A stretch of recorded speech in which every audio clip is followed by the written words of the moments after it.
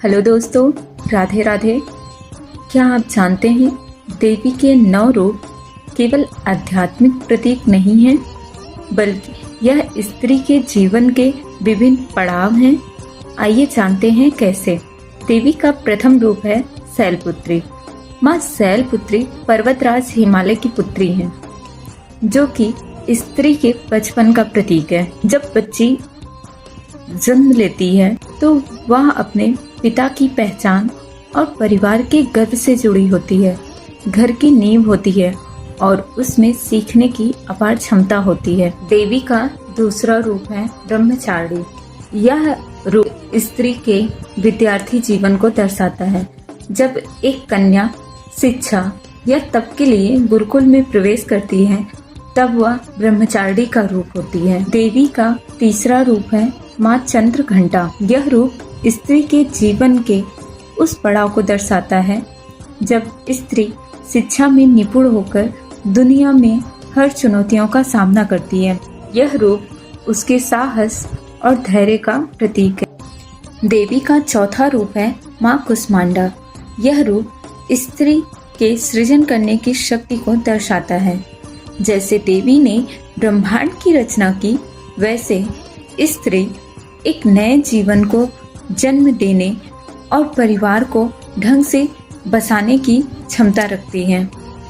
देवी का पांचवा रूप है स्कंद माता। स्कंद माता कार्तिकेय की माँ है। यह रूप स्त्री के माँ बनने के स्वरूप को दिखाता है। एक माँ अपने बच्चे की रक्षा के लिए ममता से भरी हुई है और आवश्यकता पड़ने पर वो हिंसक भी बन सकती हैं।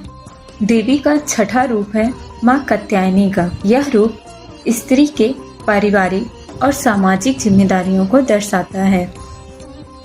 यह रूप देवी ने महिषासुर का वध करने के लिए लिया था, जो कि यह दर्शाता है कि एक स्त्री कैसे दुश्मनों का संहार कर सकती है और असंभव को भी संभव कर सकती है। देवी का सातवां रूप है माँ कालरात्रि का।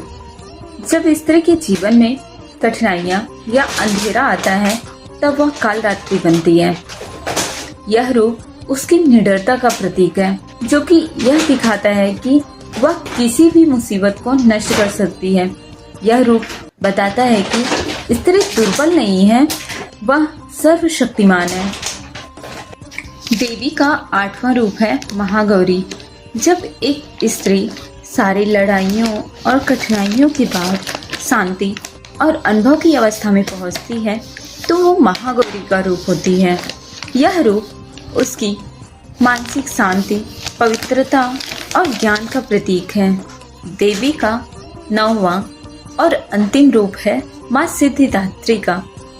यह रूप स्त्री के जीवन का वह पड़ाव होता है जहाँ अब वो पूर्ण होती है। अब वो दूसरों को आशीर्वाद देती है और ज्ञान बांटती है। तो देखा आपने कैसे एक स्त्री अपने पूरे जीवन इन 9 रूपों को जीती रहती है। कभी बेटी बनकर सीखती है, तो कभी माँ बनकर संभालती है और कभी शक्ति बनकर आपकी रक्षा करती है। तो हर औरत में, हर स्त्री में देवी का अंश है। इसे उनकी रिस्पेक्ट करें